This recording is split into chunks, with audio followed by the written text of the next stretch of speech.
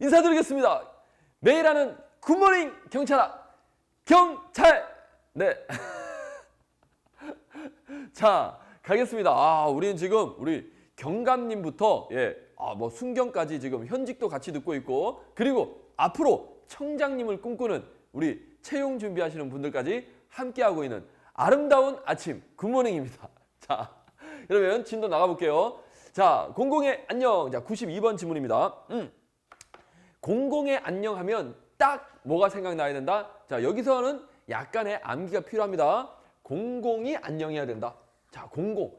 자, 공공의 안녕 하려면 세 가지가 나와야 됩니다. 세 가지가. 그렇죠? 무슨 세 가지? 자, 법질서가 안녕해야 됩니다. 그렇죠? 법질서에 대해서 누군가가 불가침해야 되겠고, 침해를 하면 안 됩니다. 불가침. 그리고 국가가 안녕해야 되겠고, 그리고 뭐다? 개인도 안녕해야 됩니다. 요게 딱 나와야 돼. 공공의 안녕? 뭐지? 안녕한 건가? 이렇게 하시면 안 됩니다. 오케이? 세 가지. 이게 그래서 몇 요소? 3요소. 여기 쭉쭉 나와야 되죠? 자, 그리고 3요소 중에서 제1요소는 뭡니까? 법질서입니다. 이렇게 딱 나와야 됩니다. 2요소, 3요소는 구별 안 해요. 자, 근데 이제 여기 문제에서 이제 중요한 포인트는 요거죠. 공공 이러면 왠지 느낌이 뭡니까? 이 국가 같은 집단만, 그렇죠? 생각하는 것 같은데, 집단뿐만 아니라 개인, 그렇죠? 개인도 안녕해야 다 안녕한 거다. 공공이 안녕한 거다. 라는 뜻이 들어가 있습니다. 그래서 여기 보시면 국가 등 집단과 관련도 있고, 물론 개인과도 관련이 있다. 그래서 이중적 개념이다. 라는 표현을 씁니다. 예, 맞는 표현입니다. 오케이. 요렇게 설명을 하기도 하는구나. 예, 됐습니다. 그리고 이 공공의 안녕 3요소 다시 한번 더 우리 외워봅시다. 자, 뭐라고요? 법질서, 그리고 국가, 그리고 개인. 이 중에 제1요소는 뭐? 법질서. 왜 법질서일까요? 요 이유까지 알아야 되는데, 그쵸? 법질서 안에는 공법, 국가와 관련된 법을 우리가 공법이라고 하죠. 그리고 개인과 관련된 법은, 그쵸? 사법. 그래서 공법과 사법. 공법은 국가, 그쵸? 사법은 개인 간의 관계, 대표적으로 민법 말합니다. 그래서 어쨌든 그 법 안에 국가와 개인이 다 들어가 있기 때문에, 그렇죠? 오케이. 법질서가 1요소다. 이게 다 품고 있으니까. 그렇죠. 자, 그리고 이제 3번입니다. 위험은 보호를 받게 되는 법이게 돼. 자, 요 표현을 알아두셔야 됩니다. 요 표현. 보호를 받게 되는 법익. 보호를 받게 되는 법익이란 뜻은, 이 법익은 뭡니까? 법으로 보호받는 이익입니다. 사실은 여기에도 이미 보호받는다는 의미가 들어가 있어요. 근데 여기서는 대상을 말합니다. 자, 여러분, 저 사람입니다. 그렇죠? 저 법으로 저의 생명, 어떤 뭐 권리 이런 거 보호받아요? 보호 안 받아요? 보호받죠. 예. 그래서 저는 보호를 받게 되는 법익입니다. 예. 법익 자체예요. 이해하셨나요? 여러분도 마찬가지고. 이 물건도 마찬가지죠. 제가 갖고 있는 물건, 이것도 보호를 받는 법익입니다. 왜? 이 물건을 누군가가 망가뜨리면 어때요? 제가 물어달라고 할 수 있죠? 자, 이런 거 뭡니까? 만약에 안 물어준다면 법적으로 제가 진짜 가서 물어주세요 할 수도 있어 없어요? 있죠. 있잖아요. 남의 물건 부시고 아무래도 손괴죄 아닙니까? 이해됐나요? 그러니까 손괴죄 법으로 보호받죠? 누가 나를 때렸다. 폭행죄 법으로 보호받죠? 그러니까 법으로 보호받는 이익을 뭐라고 한다고요? 법익. 그래서 위험은 보호를 받게 되는 법익에 대해서 반드시 존재해야 하는 것은 아니다. 이 말 뜻이 뭐냐면, 자, 그러면 제가 지금 법으로 보호받는 법익입니다. 그러니까 제 주변에 위험이 있으면 어때요? 경찰이 개입할 수 있죠. 오케이? 그래서 위험이라는 녀석은 경찰이 개입할 수 있는 전제 조건이라고 했습니다. 자, 원칙은 이래요. 항상 근데 원칙이 있으면 뭐가 있다?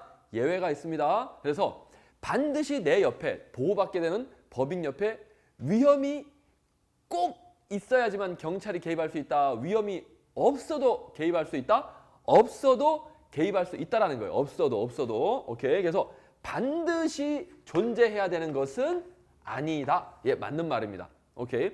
반드시 존재해야 된다. 이렇게 하면 X죠. 항상 그래서 우리 객관식에서는 반드시 뭐 해야 된다. 뭐 이런 말이 나오면 거의 99%가 틀린 말입니다. 그렇죠?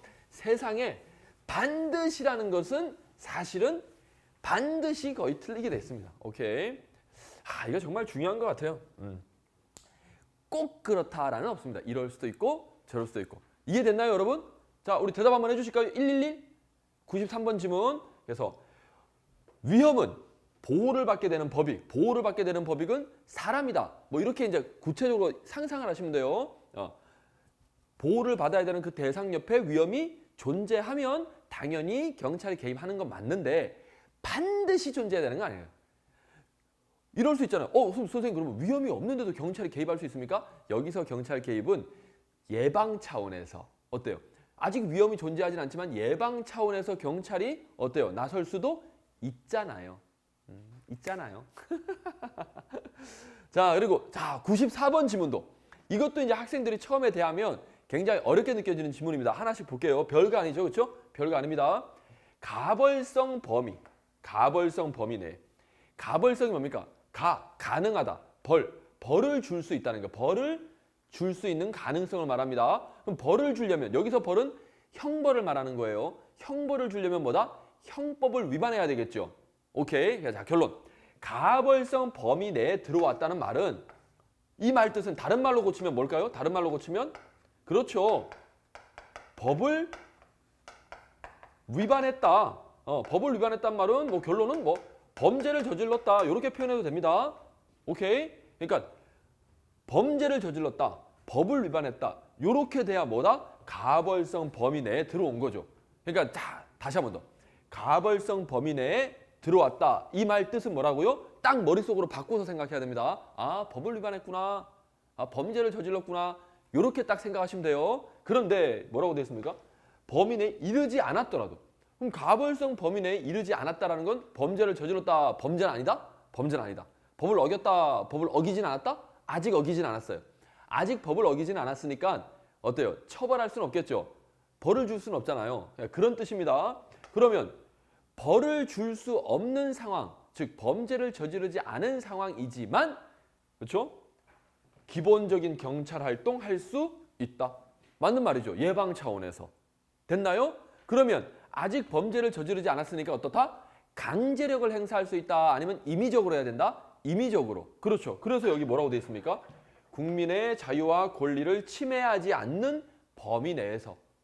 만약에 범죄를 저질렀다면 강제로 어떻습니까? 수갑 채워가지고 체포할 수 있잖아요. 그 사람의 기본권을 조금 침해하더라도 괜찮잖아요. 왜? 범죄를 저질렀으니까. 됐습니까? 근데 여기는 뭐예요? 아직 범죄를 저지르지 않은 단계이기 때문에 국민의 자유와 권리를 침해해서는 안 됩니다. 침해하지 않는 범위 내에서 경찰 활동이 가능하다는 거예요. 어떻습니까? 어때요? 어때요, 여러분? 문장이 하나하나 씹혀집니까? 꼭꼭꼭 진짜 단물 쪽쪽 빨리고 있어요, 지금 느낌이? 이런 느낌. 그쵸. 그러니까 여러분 문장을 딱 읽고 물론 여러분이 이거 X야라고 뭐 외워가지고 풀 수도 있지만 그냥 이 말 하나하나 그렇죠? 단어 하나하나 토시 하나하나 이게 딱 진짜 씹어먹는 느낌이 딱 드셔야 돼요. 아우 진짜. 어때요? 김고기고기님. 고기는 이렇게 씹어야 되지 않겠습니까? 오케이. 자, 그리고 95번입니다. 사유재산적 가치 또는 무형의 권리는 보호의 대상이 아니다 라고 했는데 사유재산적 가치 당연히 보호해줘야죠. 그리고 무형의 권리란 말은 눈에 보이진 않지만 그런 권리도 보호해줘야죠. 예를 들어서 지적 재산권 또는 저작권 이런 거 그렇죠? 눈에 보이진 않지만 보호를 해줘야 되는 권리. 오케이. 자, 그래서 보호 대상이 아니다 했기 때문에 틀렸죠? 보호 대상이 맞습니다. 자, 그래서 이렇게 우리가 해결을 했네요. 자, 어떻습니까, 여러분? 글자 하나하나 딱 고기 씹는 맛이 어때요? 너무 맛있지 않나요? 우리가 진짜 그 소고기 그냥 씹을 때 삼겹살 씹을 때 그 육즙 막 기름이 쫙 나오면서 기지개. 그러니까 공부를 이렇게 하는 겁니다. 자, 이제 96번 문제 또 볼게요. 공공질서. 자, 우리가 방금 봤던 게 공공의 안녕이었습니다. 그렇죠? 공공의 안녕의 3요소는 뭐라고요? 법질서, 국가, 개인이었습니다. 이때 법질서 하면 이 법은 질문. 자, 돌발 퀴즈. 돌발 퀴즈. 자, 집중. 공공질서 할 때. 자, 갑니다. 공공의 안녕할 때, 그렇죠? 아까 법질서 했습니다. 그렇죠? 국가 했고요. 개인 했습니다. 으짜! 여기서 법질서 할 때는 자, 우리가 아무 말 없이 그냥 법이라고 하면 성문법을 말한다. 불문법을 말한다. 정답! 성문법, 불문법. 여러분, 야, 법대로 해! 이러면 야, 이게 너 무슨 권리로 이러는 거야? 우리 배웠잖아. 사실 같은 맥락인데. 그렇죠. 성문법이죠. 성문법. 법대로 해. 뭐야? 법대로 해. 아무 말 없이. 그렇죠? 우리가 평상시에도 법대로 해 할 때는 뭐다? 그렇죠. 성문법. 그리고 우리 배웠죠? 이게 네가 무슨 권리로 이러는 거야? 이럴 때 그 권리는 법률적 권리를 말한다. 아니면 사실상 권리를 말한다? 그렇죠. 법률상 권리를 말합니다. 법에 있는 권리 있어 너? 이걸 따지는 거잖아요. 그러니까 우리가 아무 말 없이 그냥 법이라고 하면 뭐라고요? 그렇죠. 성문법을 말하는 겁니다. 성문법. 오케이. 자 그렇다면 공공의 안녕은 이미 이제 답이 나왔습니다. 성문법을 이야기하는 거예요. 성문법. 그렇죠? 그러면 여러분 질문. 그러면 우리가 법을 적용할 때 성문법과 불문법이라는 걸 이제 구별할 수 있는데 그러면 어떤 법을 먼저 적용합니까? 우리가 실무적으로 그렇죠? 성문법과 불문법이 있으면 어떤 법을 먼저 적용합니까? 다시 대답해 주세요. 오케이. 그렇죠. 복숭아님. 복숭아님 오늘 느낌 좋아요. 네, 복숭아님. 당연하죠. 성문법을 먼저 적용하는 거죠. 그런데 이 세상의 모든 일을 성문법, 즉 글자로 되어 있는 법이죠. 예, 우리가 국회에서 만든, 국회의원들이 만든, 입법자들이 만든 어때요? 세상의 모든 일들을 앞으로 일어날 일까지 예상해가지고 어때요? 법으로 다 정해놓을 수가 있다 없다? 불가능하지요. 그건 분명히 성문법으로 만들어지지 못한 그런 부분들이 있을 거란 말입니다. 그렇죠? 그런 부분들을 메꿔주는 그런 부분에서의 어떤 질서를 유지하기 위한 그게 뭐라고요? 됐습니다. 그렇죠? 공공질서. 공공질서. 됐죠? 공공질서는 결론. 이제 이렇게 이제 느낌이 쫙 와야 됩니다. 성문법으로 커버가 안 되는 그런 부분들의 질서 유지를 위해서 있는 법이 뭐다? 공공질서. 그래서 공공질서는 어떤 법이다? 성문규범이 아니라 공공질서는 그렇죠. 불문법입니다. 불문법은요. 그냥 불문, 규범 이렇게 표현해도 됩니다. 규범이나 법이나 다 같은 말이라 생각해도 굳이 구별 안 해도 돼요. 오케이. 자, 다시 한번 더 됐죠? 공공질서는 성문법으로 질서를 유지하는 거고 공공질서는 뭐다? 불문법으로 질서를 유지하는 겁니다. 오케이. 자, 우리 엠폴리스님도 오셨네요. 제가 기다리고 있었습니다. 자, 엠폴리스님. 그래서 공공질서는 당시의 지배적인 되게 어려운 말로 써져 있는데 아주 간단합니다. 예, 당시는 현재를 말하는 거예요. 지배적인 윤리와 가치관. 지배적인 윤리는 뭡니까? 지배적이란 말은 누구나 다 그렇게 생각한다는 거예요. 그렇죠? 예, 이렇게 해야지라는 그런 윤리, 그런 가치관.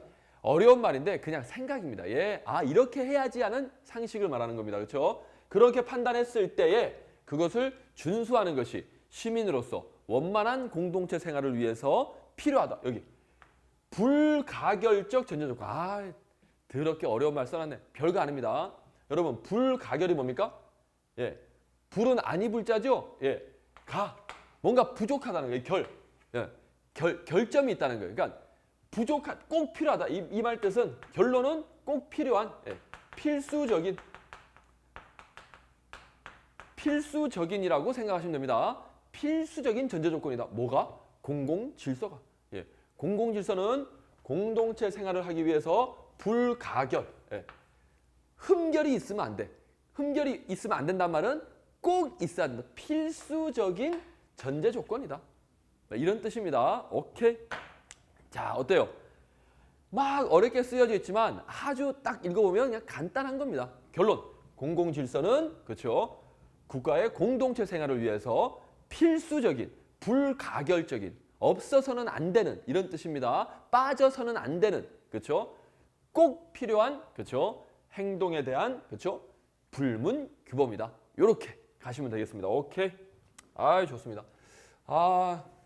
우리 그 엠폴리스님, 엠폴리스님, 진짜 우리 공무원 시험은 에듀윌, 그렇죠?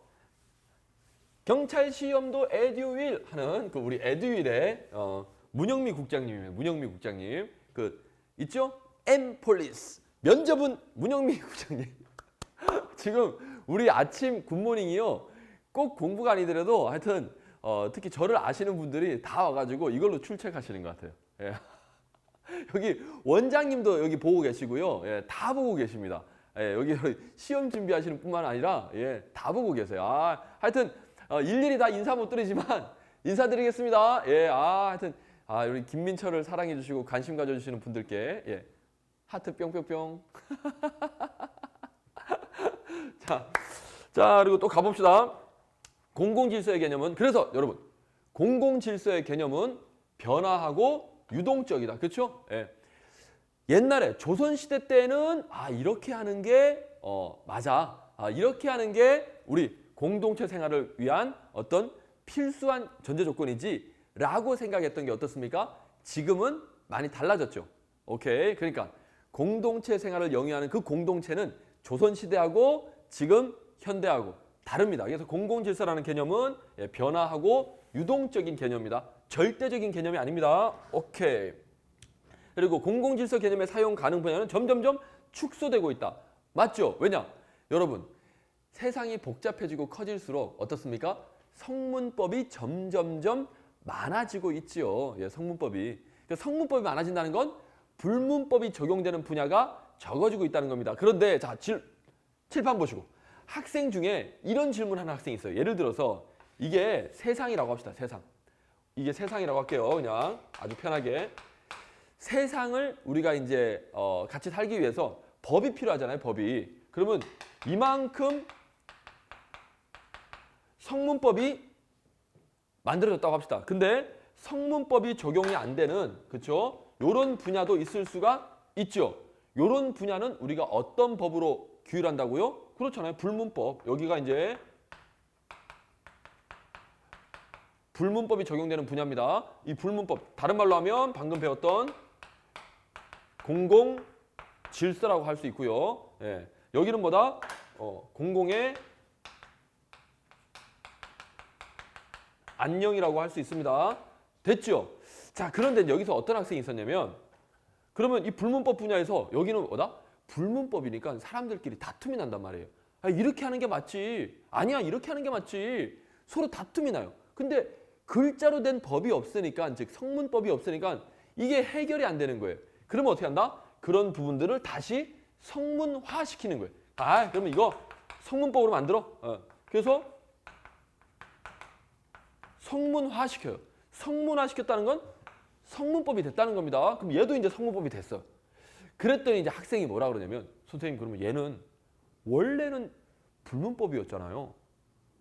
얘가 성문화돼도 원래는 불문법이었으니까 불문법 분야는 그대로 있는 거 아닙니까? 어때요? 지금 제가 하는 말 이해하겠어요? 이 학생의 말? 이거 원래 불문법이었던 건데 지금은 성문법으로 바뀌었지만 어쨌든 얘는 불문법 분야 아니었나요? 이렇게 이제 이야기하는 거죠. 성문법으로 만들어지면 이제는 여기는 불문법 분야가 아닙니다. 지금만 생각하세요. 지금만. 그렇게 굳이 비유를 하자면 나 예전에 공부도 안 하고 진짜 빡대가리였는데 지금은 공부를 열심히 해서 이제 잘해. 공부를. 공부 잘하는 사람 됐어. 그럼 여전히 그러면 너는 공부 못해. 이렇게 말하면 그게 맞습니까? 비유가 어떨지 모르겠는데 그러니까 예전에 불문법 분야였지만 지금은 성문화돼서 성문법으로 만들어졌다면 이제는 뭐다? 성문법이 적용되는 분야라는 거예요. 여기는 불문법이 적용되는 분야가 아닙니다. 그러니까 불문법이 적용되는 분야는 예전에는 이만큼인데 지금은 이만큼이니까 축소된 거죠. 이해됐나요? 그러니까 여기는 이제 불문법이 적용되는 분야가 아니에요. 이제 명확하게 됐죠, 여러분들? 오케이. 자, 그러니까 그 학생의 어떤 생각도 뭔지 아시겠습니까? 오케이. 자, 이런 질문이 예전에 있었어요. 자, 그리고 99번 공공질서라는 개념은 자, 여기도 이제 중요합니다. 이것도 말이 좀 어려워요. 예. 근데 알고 나면 별거 아닙니다. 자, 그러면 질문. 여러분, 공공질서란 요 개념, 불문법. 이거는 글자로 딱 정해진 게 아니기 때문에 어떻습니까? 아까 말했듯이 사람마다, 그렇죠? 기준이 같아요, 달라요? 예, 지금 여기 김고기 고기님. 예, 예전에 제가 저런 거 비유를 만들었는데 옷을 짧은 거 입고 신체를 노출하는 옷을 그쵸 막 입잖아요. 자 그러면 옛날에 조선시대 때는 어때요? 신체 노출하는 미니스커트 같은 거 입고 또 남자도 막 런닝만 입고 돌아다니면 어때요? 런닝 예전에 진짜 남학생인데 실강할 때 학원에 런닝을 입고 오는 거. 런닝 알죠? 런닝 입었는데 그 왜 헬스 할 때 입는 런닝. 그러니까 옆에서 보면 이게 가슴이 다 보여요. 남자인데 그리고 나 그 녀석 생각이 나네. 진짜. 아니 몸이 되게 운동을 많이 해서 좋은 상태에서 그런 것도 막 알통도 막 나오고 이러면 좀 그나마 좀 봐줄 만한데 그냥 남자인데 가슴이 이렇게 축 처져. 죄송합니다.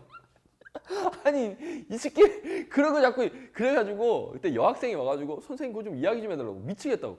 자기는 보기 싫은데 그냥 나보고 이렇게 보여. 진짜 안 본 눈 삽니다. 그래가지고 그러니까 자 다시 정신 잡고 그러니까 여러분 옛날에 조선시대 때 만약에 남자건 여자건 간에 어때요? 노출이 심한 옷을 입으면 어때요? 거의 끌려갔을 거 아니에요. 여기 있네 청산별공님 말씀처럼 곤장을 매우 쳐라 이렇게 됐을 거 아닙니까?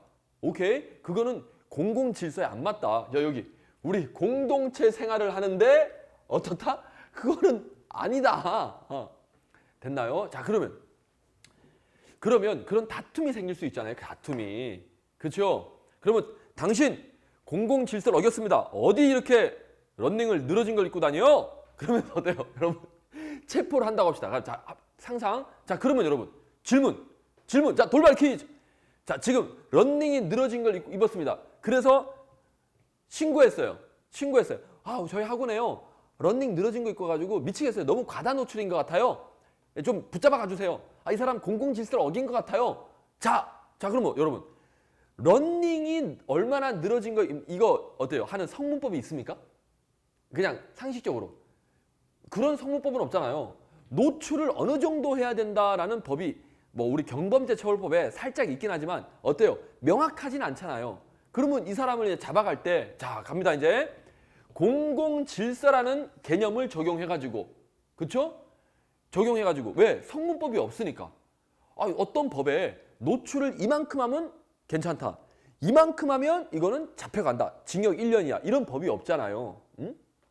그러면 성문법이 없으니까 일단 어때요? 신고가 들어와서 뭔가 좀 불편해하는 사람이 있으니까 어때요? 우리가 조치를 하긴 해야 되잖아요. 이해됐죠? 상황이. 갑니다. 그러면 자 여기 통치권의 집행을 위한 개입의 근거로 통치권이 뭡니까? 이거는 그냥 경찰권이라고 생각하면 됩니다. 집행을 합니다. 경찰권 발동을 하는 거예요. 경찰권 발동을 할 때 자 개입한다는 말은 발동한다는 거죠. 근거. 항상 우리 경찰권 발동할 때는 근거가 있어야 됐죠. 첫 번째 근거는 뭐가 있어야 된다? 성문법적 근거가 필요하죠. 근데 지금 상황이 성문법 근거가 없어. 그러면 뭘 적용한다? 이제 공공질서라는 불문법을 근거로 이제 경찰권이 발동된다는 거예요. 어때요, 여러분? 여기까지 지금 이해됐습니까? 어렵지 않죠? 그러니까 이 문장이 딱 그런 뜻이에요. 경찰권이 발동되는데 뭘 근거로 지금 발동되고 있다? 공공질서라는 개념을 근거로 발동되고 있다는 거예요. 왜? 성문법이 없으니까. 진짜 너무 깔끔하다. 됐죠? 오케이. 99번. 책에는 공공질서라는 개념이라는 게 없는데 적으면 되나요? 정오표 가시면 아마 조금 일부 빠진 거라 조금 오타 같은 것들 잡아놨을 거예요. 거기에 왜 없나요? 99번에 공공질서라는 개념은 예, 이거 집어넣고 그래요. 이거 집어넣고 책에는 없죠. 예, 제가 지금 집어넣습니다. 오케이. 자, 그래요. 책에 없죠. 책에 요걸 집어 넣어주세요. 요게 빠졌어요. 요게 딱 들어요. 이게 지금 공공질서 문제인데 그래서 공공질서란 말이 생략이 돼 버렸어요. 오케이. 죄송합니다. 예. 책에는 요거 넣어주세요. 그래서 공공질서라는 개념은 통치권의 집행을 위한 개입의 근거로 사용될 수는 있어 없어요? 있죠. 오케이. 여기까지 됐죠 지금? 잠깐 끊겼는데 사용될 수 있습니다. 어떤 때? 공공의 안녕 이런 성문법적 근거가 없을 때는 공공질서라는 개념을 가지고 통치권을 집행할 수 있어요. 즉 경찰권 발동할 수 있어요. 여기까지 됐죠? 그런데 이제 여기 마지막 다 됐습니다. 엄격한 합헌성을 요구받는다. 아, 우리 이제 앞으로 헌법 하잖아. 엄격한 합헌성. 합헌성이란 말은 헌법에 맞다, 합치된다 이런 뜻입니다. 엄격하게란 말은 신중하게 됐나요? 합헌성, 신중하게 또는 명확하게 하여튼 이런 뉘앙스를 품고 있어요. 그래서 헌법에 맞도록 해야 된다. 왜냐? 합헌성이란 말은 헌법에 보면 우리 기본권입니다. 기본권 규정들이 쭉 있어요. 아무리 공공질서지만 헌법을 위반하면서까지 공공질서 적용하면 된다 안 된다? 안 된다는 거죠. 자, 그러면 여기서 합헌성이란 말을 제가 조금만 설명드릴게요. 자, 집중. 별거 아닙니다. 자, 아까 런닝을 입은 사람 어때요? 그 사람의 기본권도 있어 없어요? 있죠. 아니, 이 정도 좀 날 더워서 미치겠는데 몇백 명 있는 교실에 내가 더워서 수업을 못 받겠어. 이 정도 입으면 안 돼? 내가 홀딱 벗었어? 그리고 중요한 건 가렸잖아. 물론 옆에서 보면 다 보이는데 나 진짜 자꾸 상상이 되네. 아이 그 녀석. 자, 어쨌든 자, 결론. 그러니까 그 사람의 기본권도 있죠. 근데 다른 사람의 기본권도 있죠. 누구의 기본권을 우리가 더 어떻게 인정해 줄 거냐 이거예요. 됐습니까? 그 사람이 꼭 법을 어긴 건 아닙니다. 자기의 기본권도 있고 다른 사람의 기본권도 있지만 우리가 공공의 기본권, 공익적인 기본권을 조금 더 가치 있다고 생각했을 때 그 상황에서 당신이 한 행위는 다른 사람을 굉장히 힘들게 한다. 다른 사람의 기본권을 거의 침해했다. 본인의 기본권도 중요하지만 다른 사람의 기본권을 침해했다. 얼마만큼 침해했다? 누가 봐도 명확하게 침해했다. 누가 봐도 아무리 우리가 신중하게 생각해봐도 이거는 네가 잘못했다. 꼭 잘못했다기보다는 다른 사람의 기본권을 침해했다. 이해하셨나요? 오케이. 그 정도로 엄격하게 생각을 하고 적용하라는 거예요. 됐나요? 그러니까 왜냐 여기는 내가 맞다 네가 맞다 의견 충돌이 생길 수 있기 때문에 누가 봐도 명확하게 누가 봐도 그럴 정도로 신중하게 엄격하게 생각한 다음에 당신은 공공질서를 위반했습니다 라고 해야 된다는 거예요. 예를 들면 이런 거죠. 홀딱 벗고 있어요. 이 정도는 어때요? 누가 봐도 아무리 생각해봐도 그쵸? 이거는 공공질서 어겼죠. 근데 애매한 경우가 있잖아요. 그 애매한 경우일 때 이렇게 적용을 하라는 겁니다. 대충 당신 공공질서 어겼네. 이렇게 해서는 어때요? 상대방이 납득하겠습니까? 납득 못할 수 있잖아요. 오케이. 자, 이겁니다. 자, 그래서 이제 우리가 앞으로 헌법을 또 배우는 거죠. 헌법은 특히 우리가 시험 범위가 기본권까지잖아요. 그래서 특별히 우리가 이제 공권력, 경찰권을 발동할 때 어때요? 상대방의 기본권을 침해할 수도 있잖아요. 명령 강제를 하다 보면. 근데 그럴 때 우리가 비교하는 게 뭡니까? 공익이죠. 공공질서. 공공질서, 공익에 맞다라면 그 강제력 발동은 괜찮다라고도 할 수 있겠죠. 오케이. 근데 특히 공공질서라는 근거는 아무래도 애매하기 때문에 그리고 아까 말했듯이 변화하고 유동적이고 시대에 따라 다를 수 있고 또는 장소에 따라 다를 수 있어요. 오케이? 만약에 아까 그 런닝을 바닷가에서 입었습니다. 그러면 당신 공공질서 어겼네 라고 할 수 있을까요? 괜찮겠죠, 그거는. 그러니까 그래서 엄격하게 적용하라는 겁니다. 엄격한 합헌성 요구를 받는단 말은 엄격하게 적용하라는 거예요. 아시겠죠? 신중하게 적용하라는 거예요. 됐나요? 오케이. 자, 그리고 이제 100번입니다. 경찰에 자, 여기 잠깐 기지개 한번 펴고 갑시다. 기지개. 자, 우리 학생들 지금 이제 헌법에 그렇죠? 엄격한 합헌성 요구를 받는다 이 말 뜻 아시겠죠? 신중하게 적용해라. 헌법에 어긋나지 않도록, 즉 기본권을 침해하지 않도록. 혹여 침해했더라도 공공을 위해서라 이게 더 크다라면 괜찮을 수도 있죠. 오케이, 그런 뜻입니다. 자, 그리고 경찰의 임무는 실정법상 100번 갑니다. 100번. 경찰의 임무는 실정법상 경찰 기관을 전제한다. 일단 이것만 나오면 머릿속에 뭐가 나와야 된다? 이건 형식적 임기경찰. 보통 경찰 기관이 하는 일은 다 형식적 의미 경찰. 오케이. 지금 그래서 이 결론은 뭐냐면 이 문장은 경찰의 임무에 대해서 우리가 배우고 있잖아요. 경찰의 임무는 공공의 안녕, 그리고 공공 질서 유지, 위험 방지. 이게 경찰의 임무다. 근데 이때 경찰은 어떤 경찰을 이야기하는 거다? 그렇죠. 실정법상 보통 경찰 기관을 전제로 한 개념이다. 지금 우리가 하는 건 다 뭐다? 경찰. 어떤 경찰? 보통 경찰을 이야기하는 겁니다. 오케이. 예. 별 이야기 아니에요. 맞잖아요. 지금 우리 해양 경찰이 하는 일 생각하고 있습니까? 아니면 철도 경찰이 하는 일 우리가 이야기합니까? 아니죠. 예. 요거 이야기하는 겁니다. 그렇죠? 우리 실정법에서 보통 경찰 기관이 하는 일을 생각하는 거예요. 자, 이런 개념으로 자, 끊어 주시고 공공의 안녕과 질서에 대한 위험 방지가 경찰의 궁극적인 임무라 할 수 있다. 예? 어떤 경찰? 보통 경찰. 오케이. 오케이. 보통 경찰의 궁극적인 임무는 뭐라고요? 공공의 안녕과 질서에 대한 위험 방지다. 예, 별거 아닙니다. 지금까지 이거 이야기하고 있었잖아요. 오케이. 그러니까 사실은 이것도 이 문장도 별거 아닌 문장인데 막상 보면 되게 또 어렵게 느껴지는 거예요. 예, 우리 또 교수님들이 어렵게 이야기하는 데는 또 선수들입니다. 그렇죠? 있어 보이잖아. 예, 결론은 그래서 이 문장은 별것도 아무것도 아니었습니다. 자, 됐죠? 그래서 지금 우리가 경찰학 개론에서 배우고 있는 경찰은 어떤 경찰의 일을 이야기하고 있다? 보통 경찰 이야기하고 있는 겁니다. 아무 말 안 해도 경찰이라고 하면 어떤 경찰? 보통 경찰 말하는 겁니다. 오케이? 뭐 해양 경찰 또는 뭐 저기 뭐 철도 경찰, 국회 경찰 또는 뭐 법원 경찰 이런 거 이야기하는 게 아니에요. 오케이. 예, 그 이야기예요. 그래서 어쨌든 우리 보통 경찰 기관은 뭐가 궁극적인 임무다? 요게 궁극적인 임무다. 됐습니다.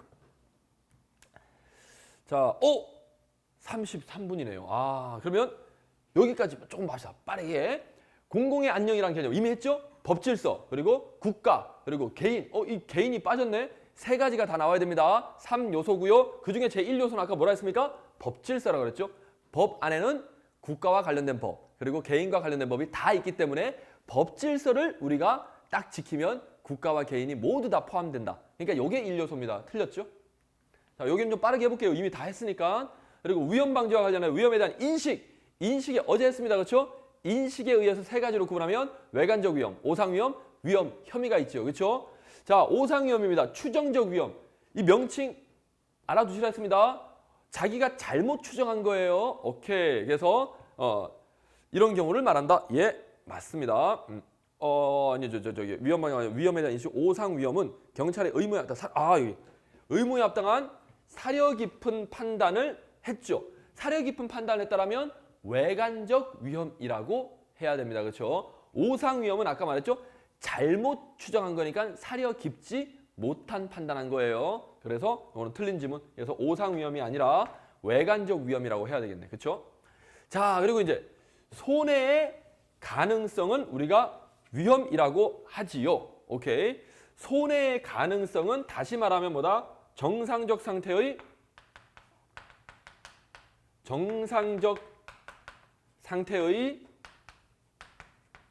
객관적 감소. 요게 딱 나와야 된다 그랬습니다. 그렇죠? 어제 제가 꼭 이게 나와야 된다 그랬어요. 어쨌든 손해 가능성으로서의 위험은 이제 위험은 이것도 학생이 제가 이렇게 가르쳤더니 자, 이거 중요합니다. 여기까지만 할게요. 이거 잘못된 문제가 아니냐. 손해 가능성. 이거 손해가 주어로 보는 거예요. 여기서 이 문장에서 주어는 뭡니까? 질문. 이 문장에서 주어가 뭐예요? 주어. 주어가 뭡니까? 주어, 목적어, 보어 있죠? 자, 여기 이 문장에서 주어가 뭡니까? 그렇죠. 위험은 요게 주어죠. 위험은. 그렇죠. 여기서 손해가 주어가 아닙니다. 손해의 가능성으로서의 위험은 이 말 뜻은 뭐예요? 손해의 가능성이란 건 위험을 꾸며주는 말입니다. 위험을 설명해주는 말이죠. 그렇죠? 이거 영어 시간이야 거의. 문장 구조 분석. 됐죠? 이거는 지금 주어가 위험입니다. 오케이? 만약에 주어가 손해라고 나왔을 때는 이렇게 가야 된다는 거예요. 아셨죠? 손해란 이렇게 나오면 손해는 이렇게 나오면 요 말이 나와야 돼. 근데 지금 여기는 주어가 위험은입니다. 그러니까 이런 데서 또 학생들이 어설프게 배워가지고 헷갈리는 거죠. 어때요? 제가 맥을 딱 짚어드렸습니다. 그래서 위험이 지금 여기서는 주어예요. 그러면 위험은 뭐다? 어떤 위험이 우리 경찰이 발동할 수 있는 위험이다? 가까운 장래라 그랬죠. 먼 미래 아닙니다. 그리고 손해가 나타날 수 있는 가능성 또 설명하고 있네요. 그렇죠? 충분히 존재해야 됩니다. 그렇죠? 개개의 경우에 대충이 아니라 개개인별로 구체적으로 위험이 충분히 나타나야 우리 경찰권이 발동될 수 있는 그 정도의 위험이다라고 했습니다. 오케이. 자, 103번. 자, 그리고 이제 104번? 104번. 똑같은 내용이잖아. 그렇죠? 네. 사려 깊은 판단을 하여. 그럼 뭐예요? 이거는 외관적 위험이죠.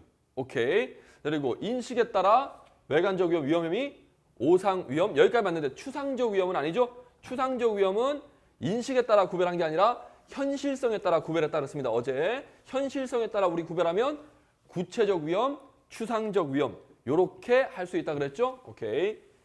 자, 요런 거 아주 좋은 문제입니다. 이거. 그리고 110번 오상 위험은 객관적으로 판단할 때 이 말, 이것도 설명. 객관적으로 판단할 때란 말은 이거는 지금 아직 어떤 판단했다는 게 아니에요. 상황이 이렇다는 거예요. 상황이 객관적으로 판단을 해야 되는데 그래서 이제 어떻게 했다? 쭉 해서 정당화되지 않음에도 잘못 추정했다. 요게 이제 결국 그 경찰관이 내린 판단이죠. 그러니까 이 말은 객관적으로 판단할 때 이 말은 신경 쓰지 마세요.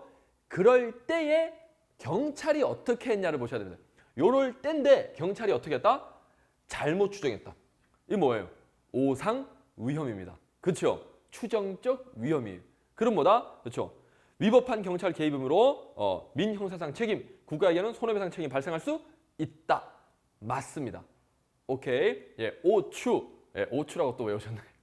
그러면 또 추상적 위험이라고 하면 안 됩니다. 예, 그러니까 두 문자는 항상 조심하셔야 돼요. 그리고 방금 말했듯이 여기 객관적으로 판단할 때 이 말은 그냥 상황이 그렇다는 것이지 그 경찰관이 지금 객관적으로 판단했다. 이 소리가 아니에요. 그러니까 여기에 헷갈리시면 안 됩니다. 오케이? 요게 이제 여러분들 함정이 될 수 있어요. 그리고 아까 외관적 위험, 위험 혐의, 오상 위험. 오상 위험은 아까 말했듯 다시 한 번 더 추정적 위험이라고 했습니다. 그리고 추상적 위험하고는 같이 반대로 나오는 게 구체적 위험이에요. 자, 얘네들은 위험의 현실성에 따라서 구별한 겁니다. 오케이. 항상 경찰학계로는 구별을 잘 하셔야 됩니다. 자, 그래요. 110번까지만 합시다. 예. 조금 남았는데 요거는 뭐 다음 시간 딱 하면서 바로 또 이어서 할게요. 예. 시간도 지켜야 되니까. 그래요. 아쉽지만 또 오늘 여기까지 합시다. 자꾸 하다 보면 끝이 없습니다. 그렇죠? 오케이. 자, 그러면 오늘은 여기까지 하겠습니다. 고생하셨습니다. 합격!